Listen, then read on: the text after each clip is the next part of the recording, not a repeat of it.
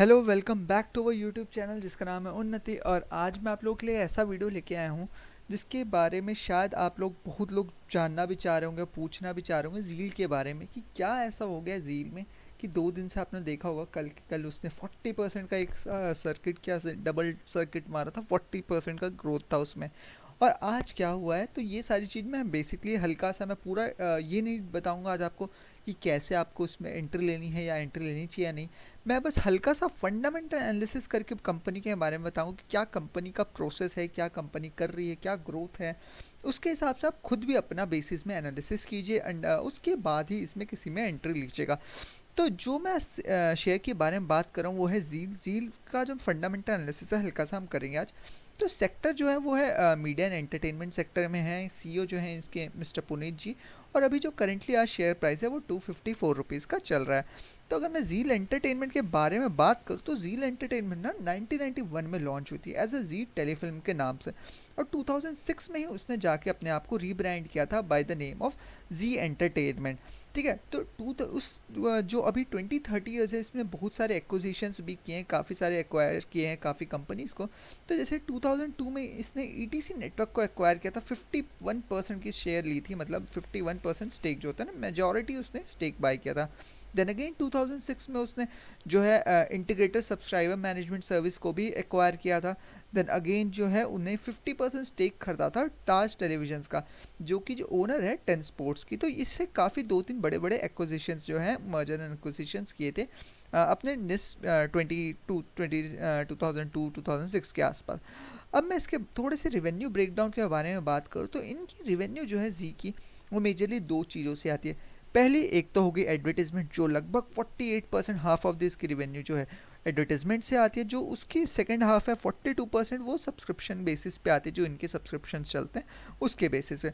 Rest के जो हमारे 7-8-9-10% हो गए वो उनकी सोशल मीडिया कंटेंट से और अदर थोड़े बहुत चीज़ों से आती है 0.5%। तो मेजरली इनकी ऐसी है रिवेन्यू जो है ब्रेकडाउन। जो मेजर चीज़ है देखने लायक है वो है शेयर होल्डिंग पैटर्न। अगर आप इस चार्ट में देखें तो अगर आपने ध्यान दिया वो तो एफआईआई जो है फॉरेन इन्वेस्टर्स है वो 57% है, जो कि बहुत अच्छी बात है। और डीआईआई भी इनके 18.62%, जो कि डोमेस्टिक इंस्टीट्यूशन इन्वेस्टर्स हो गए या फॉरेन इंस्टीट्यूशन इन्वेस्टर्स हो गए, काफ़ी अच्छे हैं। तो काफ़ी अच्छी चीज़ है। बट यहाँ पे जो देखने वाली चीज़ है जो कि मुझे थोड़ी सी नेगेटिव चीज़ बताती है कंपनी के बारे में वो है इनके प्रमोटर्स की स्टेक। अगर मैं बात करूँ, प्रमोटर्स जो हैं लगभग लगभग 4% ही स्टेक ओन करते हैं। किसी भी कंपनी के अगर ओनर्स कम से सबसे कम स्टेक होल्ड करते हैं तो कंपनी के लिए थोड़ी सी नेगेटिव इमेज हो जाती है। बिकॉज अगर कंपनी के ओनर को ही इस पर ट्रस्ट नहीं होगा, कंपनी अपने ही ओनर जो है अपने स्टेक्स बेचते जाती है, तो दैट मीन्स कंपनी को अपने ऊपर ट्रस्ट नहीं है, ओनर को अपने कंपनी के ऊपर ट्रस्ट नहीं है। तो ये थोड़ी सी एक नेगेटिव चीज़ हो जाती है। अब मैं थोड़ी सी इसकी हल्की सी फंडामेंटल्स के बारे में बात करूँ तो अगर आप इसके कॉम्पिटिटर से कंपेयर करेंगे तो जी का जो है सबसे ज़्यादा मार्केट कैपिटल है when it compare to even Sun TV and so on. तो इसका 25,000 करोड़ का जो है मार्केट कैपिटल है। स्टॉक की मैं पी रेशियो की बात करूँ तो ये 25.6 है, जो कि इंडस्ट्री रेशियो से थोड़ी सी ज़्यादा है, जो कि एंटरटेनमेंट इंडस्ट्री का लगभग 20% के आसपास पी रेशियो चल रहा है। अब मैं डिविडेंड यील्ड की बात करूँ तो डिविडेंड यील्ड भी ठीक ठाक है, 0.96% जो है ईयरली इनका डिविडेंड यील्ड है। तो अब बहुत ज़्यादा डिविडेंड यील्ड ये कंसिडर नहीं किया जाता, बट ठीक ठाक डिविडेंड यील्ड देती है कंपनी। अब यहाँ पे जो देखने वाली चीज़ है वो डेट टू इक्विटी के बारे में। डेट टू इक्विटी यहाँ पे कम है बिकॉज कंपनी के ऊपर जो है ना डेट बहुत ही कम है। तो लगभग आप कह सकते हैं debt free kind of company, ऐसा नहीं कहूँगा टोटली फ्री है, बट हाँ बहुत ही नेग्लिजिबल डेट है कंपनी के हिसाब से। तो डेट जो है काफ़ी कम है, तो जो एक अच्छी चीज़ मुझे लग रही है। अब यहाँ पे अगर मैं कंपनी की सेल्स की बात करूँ पिछले 3 साल से, तो लगभग कंपाउंड एनुअली जो है 7.5% से ग्रो करे। बट वहीं अगर मैं प्रॉफिट की इसकी बात करूँ तो सेम 3 ईयर्स में तो आपका जो है ग्रोथ जो है सेल्स का वो तो बढ़ रहा है, बट प्रॉफिट जो है वो -19% है, जो कि एक नेगेटिव चीज़ है। वहीं नेट फ्लो कैश की मैं बात करूँ तो कंपनी का जो इस क्वार्टर में था, लास्ट क्वार्टर में मार्च 2021 में, वो 495 करोड़ का था। वहीं मैं रिटर्न ऑन कैपिटल इक्विटी की बात करूँ तो वो 14.1% है, जो कि थोड़ा सा कम है कंपनी का। तो ये सारी चीज़ तो मैंने बात कर दी हल्की सी फंडामेंटल्स की। अब थोड़ा सा कंपनीज के प्रोज एंड कॉन्स को भी देख लेते हैं। अब कंपनी से प्रोज की मैं बात करूँ तो मैंने पहले ही बताया कि कंपनी लगभग लगभग डेट फ्री है, तो ये एक अच्छी चीज़ है कंपनी के लिए। कंपनी की जो मेंटेन कर रही है अपने जो डिविडेंड की मैंने बात की थी, ठीक ठाक डिविडेंड दे रही है, तो वो भी अच्छा। मैं बात करूँ तो 18 पॉइंट एवरेजली इनका डिविडेंड ग्रोथ जो है वो चल रहा है। अब यहाँ पे कॉन्स में दो तीन चीज़ें हैं जो देखने वाली। सबसे पहली चीज़ की जो कंपनी का सेल्स ग्रोथ है उतना तेज़ी से बढ़ नहीं रहा। अगर लास्ट 3 ईयर्स की बात करूँ तो वो 7% था, वहीं लास्ट 5 ईयर की बात करूँ तो ये सिर्फ और सिर्फ 5% के आसपास है। प्रमोटर्स होल्डिंग बहुत ही कम हो चुकी है। प्रमोटर होल्डिंग 3.9% लगभग 4% के आसपास है, जो कि एक नेगेटिव इमेज है, क्योंकि प्रमोटर्स जो हैं वो लास्ट 3 ईयर्स में लगभग 37% कम हो चुके हैं। आप समझ सकते हैं कि 37% जो प्रमोटर्स हैं, ओनर्स हैं, उन्होंने अपने स्टेक्स को कंपनी के बेच दिया है। अब इसके बारे में अलावा मैं बात करूँ तो इनका जो रोल जो है रिटर्न ऑन इक्विटी वो भी थोड़ा सा लो है, 10.13 है फ्रॉम द लास्ट 3 ईयर्स, जो कि एक अच्छी चीज़ नहीं है कंपनी के लिए।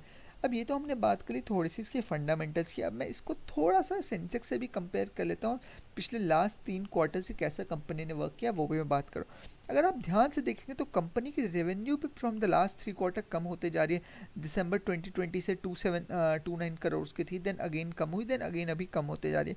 सिमिलरली प्रॉफिट भी आप देखेंगे तो 400 करोड़ से 214 करोड़ पे आ चुके हैं, जो कि बहुत ही कम है। सिमिलरली जो मैंने अर्निंग पर शेयर की बात की थी वो भी यहाँ पे कम होते हुए दिख रही है। वहीं मैं अगर इसको मार्केट से डायरेक्टली कंपेयर करूँ, मैं निफ्टी से यहाँ कंपेयर नहीं कर रहा हूँ, मैं सेंसेक्स से यहाँ पे कंपेयर कर रहा हूँ।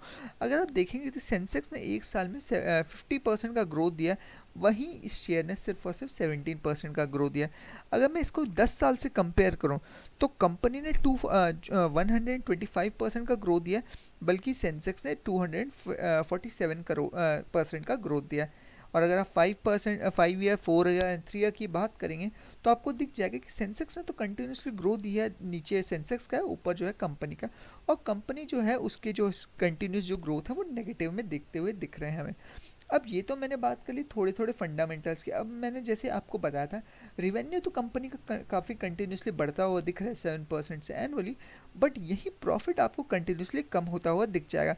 कंपनी का जो प्रॉफिट है 2017 में 2000 करोड़ के आसपास था, और अब जाके लगभग लगभग 1000 करोड़ के आसपास हो चुके हैं, जो कि ड्रास्टिकली डिग्रेड होते जा रहा है। तो यहाँ तो मैंने बात कर ली फंडामेंटल्स की थोड़ी सी बेसिकली। अब आपने कल एक न्यूज़ सुनी होगी कि राकेश झुनझुनवाला सर ने 50 lakhs ऑफ शेयर बाय किए हैं जील के एट 220 रेट। अब आप समझिए हुआ क्या मार्केट में कल जैसी ये चीज़ हुई। अब उसके अलावा सिर्फ राकेश झुनझुनवाला नहीं, उनके अलावा भी काफ़ी लोगों ने, काफ़ी बड़े बड़े इंस्टीट्यूशंस हैं, उन्होंने जो है ना बल्क में क्वांटिटीज़ बाय किया। आप देख सकते हैं तो 1 crore quantity, 80 lakhs quantity, 60 lakhs quantity, आप देख सकते हैं 1%, 8.8%, ऐसे ऐसे परसेंट जो है कंटिन्यूसली बल्क में बाइंग हुई है। इसके कारण कल जो है मार्केट में कंटिन्यूसली इसने अपर सर्किट को एक बार दो बार ब्रेक करके भी अपसाइड दिया, और लगभग लगभग 40% का गेन दे दिया था। बट आज क्या हुआ मार्केट में, अगर आप, मैं थोड़ा सा चार्ट्स पे आपको लेके चलता हूँ। मेरे भी दोस्त बहुत कह रहे थे कि यार तुमने सुना कि राकेश झुनझुनवाला ने सर ने बाय किया, तो हमें भी बाय करना चाहिए, हमें भी। तो मैंने अपने दोस्तों को बोला मैं तो नहीं बाय कर रहा हूँ, बिकॉज मेरे पास अपने रीजंस है, बिकॉज मैं कभी भी न्यूज़ के बेसिस में ट्रेड नहीं करता। तो अब देखेंगे आज जैसे ही कंपनी का जो शेयर है मीन जील जब ओपन हुआ, तो वो 260 के आसपास अराउंड ओपन हुआ था, और सीधा उसने एक अपर सर्किट मारा 300 रुपीज़ का, 300 रुपीज़ के आसपास का हाई बना के एक अपर सर्किट मारा। और उसके बाद जैसे ही वो अपर सर्किट खुला, मार्केट क्लोज होते होते वो एक inverted pin bar, red inverted pin bar आप देख सकते हैं, वो फॉर्म हो गया और 255 के आसपास जाके क्लोज हुआ।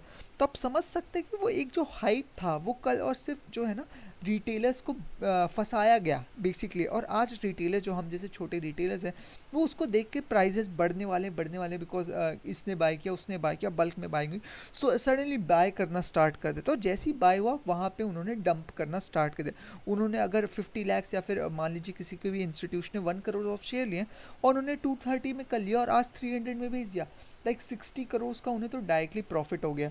तो आप समझ सकते हैं उनके लिए कोई बड़ी बात नहीं है, वो छोटे छोटे 10 20 50 50 रुपए के भी गैप में 1 करोड़ ऑफ शेयर निकाल देते हैं, उन्हें बल्क में प्रॉफिट होता है। हम लोग रिटेलर्स वहाँ पे ट्रैप हो जाते हैं।